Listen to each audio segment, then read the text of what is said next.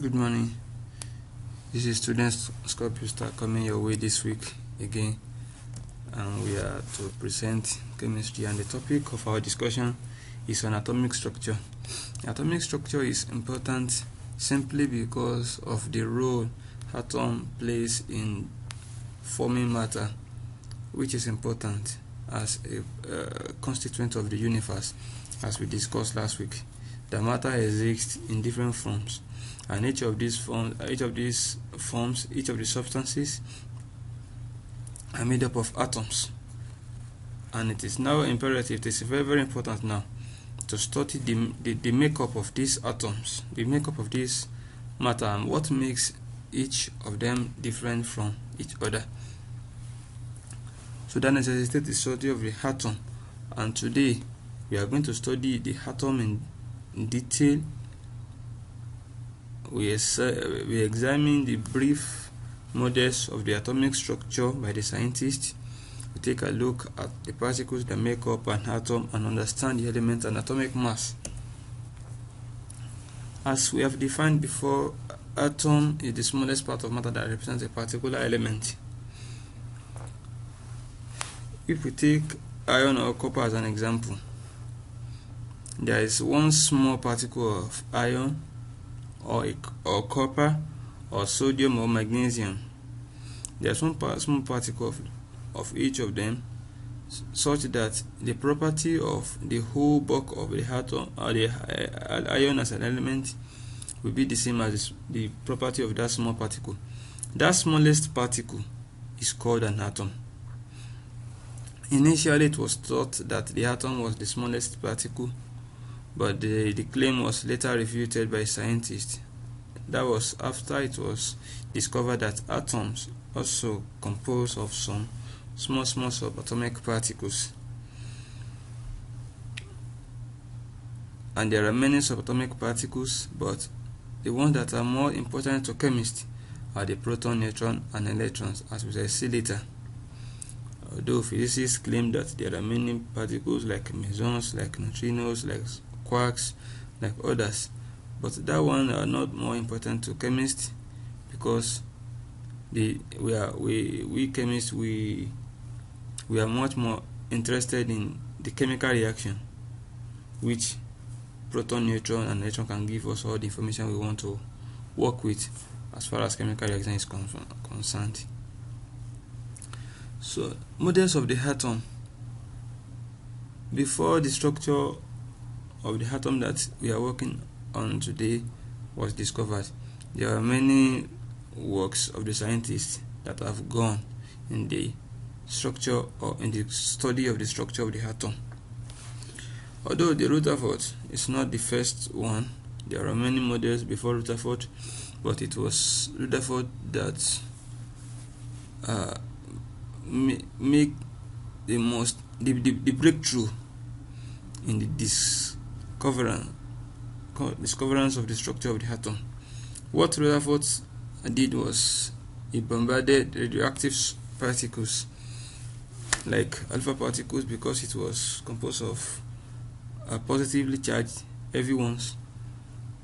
Bombarded it with gold sheet, put a gold in front, and he passed the particles of alpha, passed it through the gold, and a screen made of zinc sulfide is placed at the back, so that any particle that are able to pass through the sodium and the gold sheet will be seen after the screen.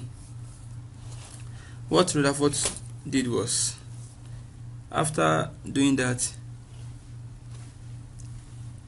he studied how many alpha particles passed through it, how many were rejected, how many were deflected. So he was able to discover that some very few was able to pass through the gold sheet, whereas majority were bounced back. And the area at which the particles were bounced back, he called them a nucleus.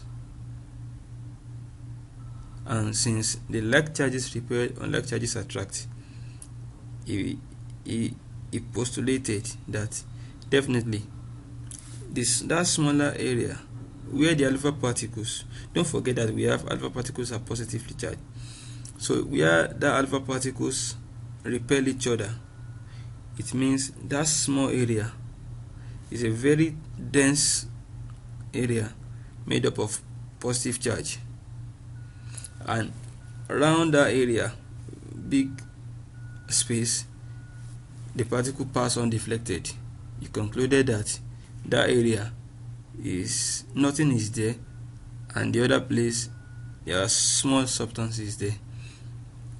So the work of the structure of the atom went ahead with Bohr model.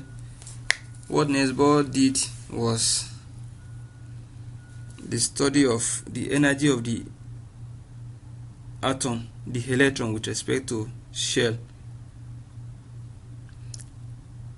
He said that there is a particular wavelength associated with a particular atom, such that if an electron in a particular atom is present in a particular state, and peradventure the electron moves to the next state, there is going to be an emission of light depending on the wavelength of the particle.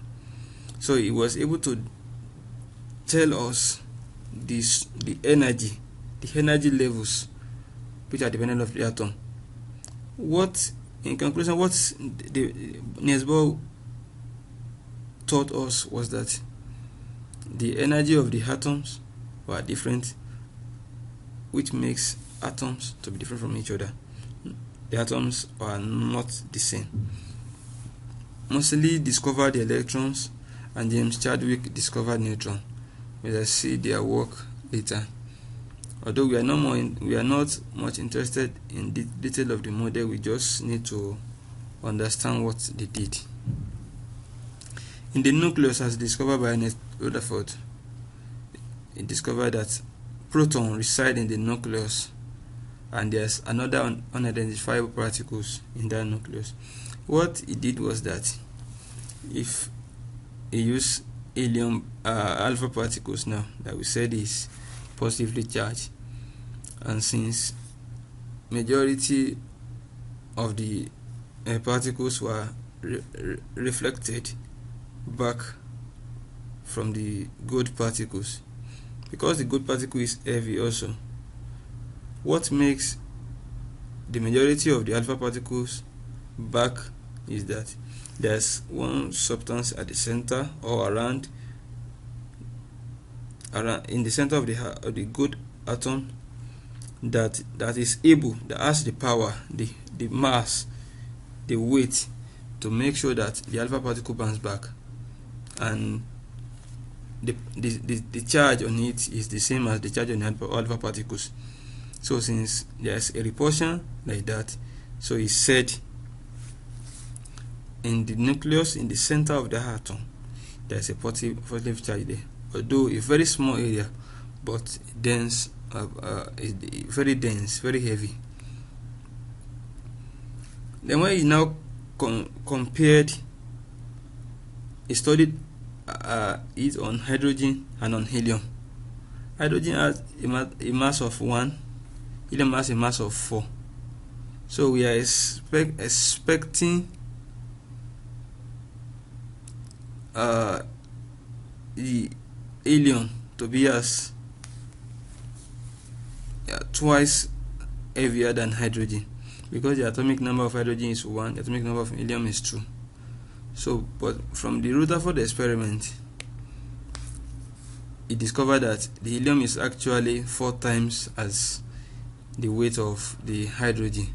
So, which made him concluded that there is another particle in the nucleus different from the proton that is said resided in the nucleus, although he was not able to name it.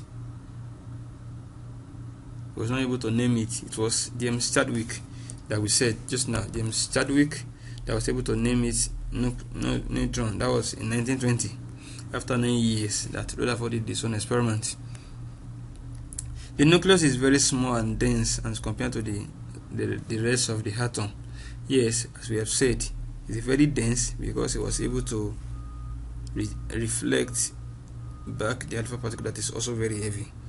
For something that is heavy to be bounced back, it means there's another substance that is as heavy as the first one, because a lighter substance cannot actually bounce back a heavier substance. This size is very small, as we have said before. There's hollow space, there's empty space around the atom, and the area occupied by the nucleus is very small, although dense compared to the rest of the atom. So it was estimated that the nucleus is about 10 raised to the power of minus 15 meter in diameter. You can see that it's very, very small, whereas the atomic diameter is about 10 raised to the power of minus 10 meter, although that one is very small also.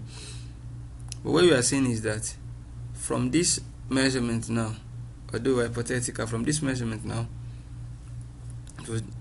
it can be discovered that the diameter of the atom is like 10,000 times greater than the diameter of the nucleus. You can see that the nucleus is very, very big. So if we take a small ball, let's say a football now as an example of the size of the atom. Let's now divide it into 10,000 places. That small one is the size of the nucleus. The protons are packed inside the nucleus, and we should not forget that like charges repel and like charges attract. So we are expecting the nucleus to repel because of the protons that are there, to repel each other, because the like charges, the force of repulsion between all of them should be able to be greatly first, so that the atom will not be stable. But the scientists later proved that there is another form of attraction somewhere that is preventing the structure of the atom from collapse. That structure is called a nuclear force, the force of the nucleus, a glue that glued them together. Mass of the atom is concentrated in the nucleus, as we have said. The whole mass of the atom, if we weigh the atom now, is the nucleus has a greater percentage. In fact, the electron is almost negligible. Electron spin around the nucleus of the atom. It spin, yes, it spin around the very, very light. That's why it's able to move, because the proton is very dense. That is why it's able to localize itself in the nucleus of the atom. But because of the lightness of the electron, it is able to revolve, move, spin around the nucleus of the atom.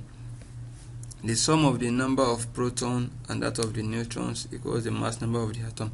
What we are seeing is this: if we know the number of protons that is in the nucleus of the atom, then the number of neutrons in that nucleus of the atom then equals the mass number of that atom. We should not forget that Rutherford and Chadwick, they discovered the nucleus, the neutron and the protons as the two particles that make up the nucleus of the atom.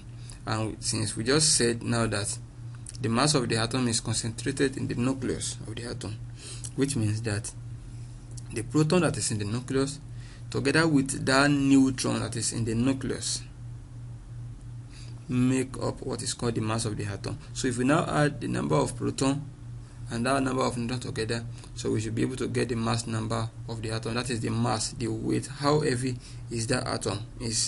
That is what this statement is saying. The number of protons is in the atom is the atomic number and is equal to the number of electrons, hence the atom is neutral. What we are saying is this: if we have a positive charge. Let's say somebody is owing us 10 naira, we are owing another person 10 naira also. If the person that is owing us 10 naira paid, and we use that 10 naira to pay another person that we are owing also, that means we don't have any amount again, so we are neutral. That is the same thing in atom. If we agree that the proton is positively charged and we have a particular number, let's say 25, let's say 30, and we have electron also, that is, let's say 25 or 30 as we have said for proton, and an electron is negatively charged. So if we add them together, they cancel each other. Plus 25 minus 25 is equal to 0. So the atom has no charge. Neutron is neutral, as we will see later. Neutron is neutral because of the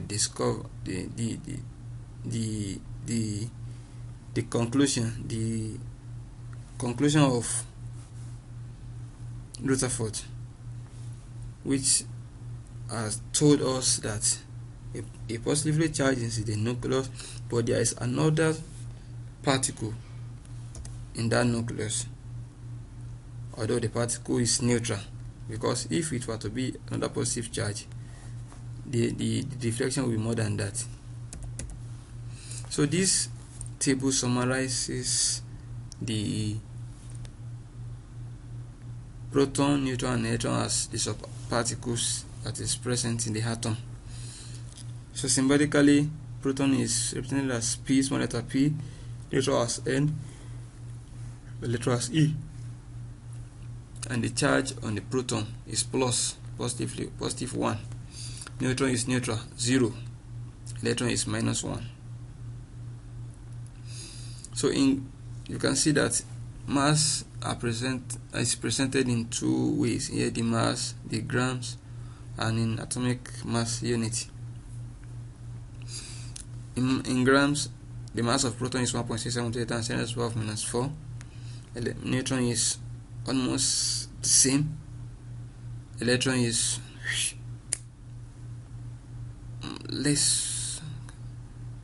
far less than either of them. So if we look at this unit in grams, we can see that proton and neutron are almost equal, but the electron is not in any way equal, but we don't know how much, as in just by glancing through it, by just seeing it, glancing at it. So we don't know how much electron is smaller than them, and the unit of these small quantities is very confusing. That is why scientists use what is called the atomic mass unit. Atomic mass unit is just using carbon 12 as the standard. If we assume that carbon 12 is 12 grams of substance, so one atomic mass unit now is now 12 grams. So any mass that we want to calculate, we can just relate it to the atomic mass unit of 25. So 1 over 12 of that substance is equal to 1 atomic mass unit. So if we take hydrogen as an example, now hydrogen has 1 atomic mass unit is just 1 over 12 of the mass of hydrogen. So if you want to get it in atomic mass unit, the mass of hydrogen is 1 gram. If you want to get it in atomic mass unit, just divided by 12. So we to get it atomic mass unit. So from here now, by using that as a standard now, we can see that we are getting 1 here, which is the same like if we use in grams. Here we can see that in electron is almost like 1 over 2000 place. 2000 far less than proton or neutron. If we multiply this one by 2000, we should be able to get 1. So telling us that electron is far smaller in weight than either proton or neutron. That is why it was said before that the mass of the atom is concentrated in the nucleus, and the location of this nucleus is of this proton and neutron is in the nucleus of the atoms. So nucleus of the atom, and electron is residing outside the nucleus. And since the mass of the electron is negligible compared to the mass of the nucleus, let's add this 1 plus 1 is equal to 2. So 2 compared to this, like 4,000 place of this. So we can neglect this mass of electron, and then we add this together to get 2. So 2 is far greater than 0.0005. So the mass in the nucleus is the mass of the atom. Electron contribution is negligible. So from that, what scientists discovered, pictorially we can represent an atom as this. These red stars, they are electrons, and this small core is the nucleus, which comprises the protons and the neutrons. Lighter electrons are revolving around it in outer space. Dense, heavier, and smaller area neutrons are occupied by protons and neutrons. If we represent an atom by this symbol, hypothetical symbol X, it doesn't mean that X is an element. We're just using it to represent element. A here, that is this superscript here, is the mass number of the atom. Z, this subscript, is the atomic number of the atom, which is equal to the number of protons, as we have said. And from this now, we don't have any charge on top of this. I don't mean we have a charge, now that's another thing. So we don't have any charge on it. So this X, this element now, is neutral. From what we said before, neutrality of an element means the number of protons and the number of neutrons, they balance each other since they are positively charged and negatively charged respectively. So if where A is the element, A is the mass number, the mass in the nucleus, Z is the atomic number, the number of the proton. So A, which is the mass number, is equal to Z plus A, where N is the number of neutron. The number of neutron and the number of proton, we should not forget, makes up the mass of the atom. So if you want to know the number of proton, it is just the atomic number. If you want to know the number of elements, if that element is neutral, it is equal to the number of neutron also. So the mass number, the number of proton also, the mass number minus the proton number is equal to the number of neutron from mathematics. An example is this: if we are to consider uranium-38, determine the number of protons, neutrons, and electrons. So we just need to compare this with this our X that we have presented here. 92 is in the place of Z, so proton is equal to 92. That is the atomic number of uranium. Since this atom is neutral, there's no charge on it. Electron is 92 also. And 238 is equal to something plus 92. In this case, it's N, neutron, plus 92. So N is now equal to 238 minus 92, that is 446. 446 is now the number of neutrons in the uranium atom.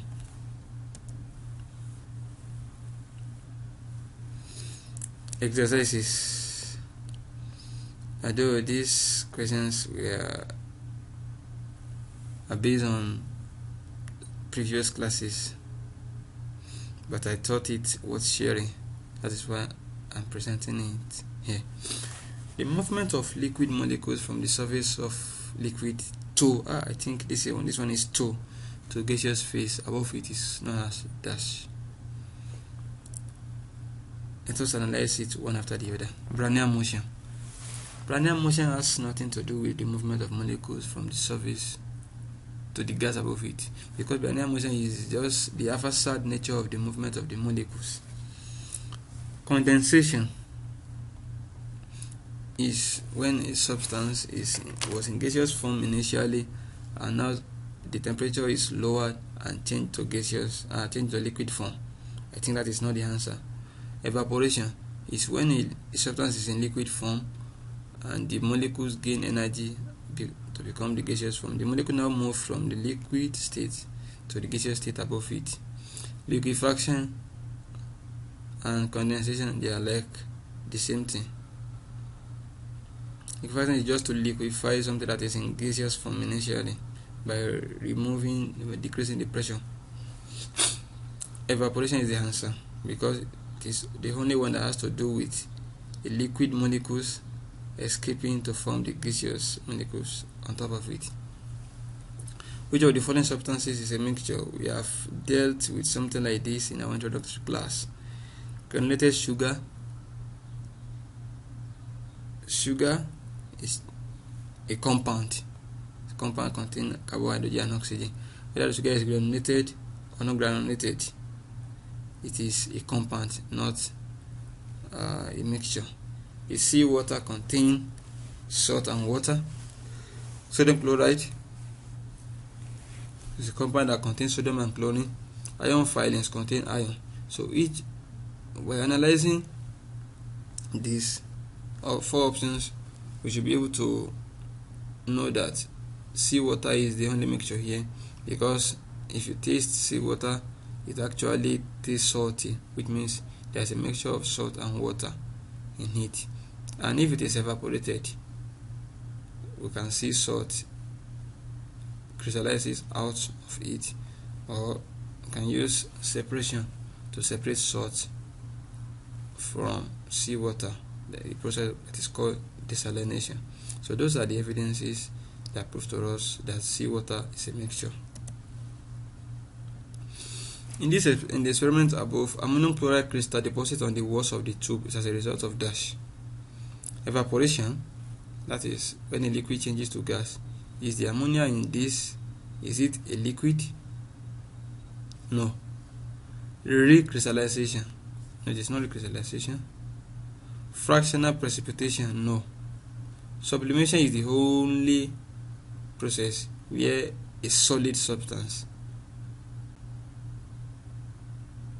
changes to gas.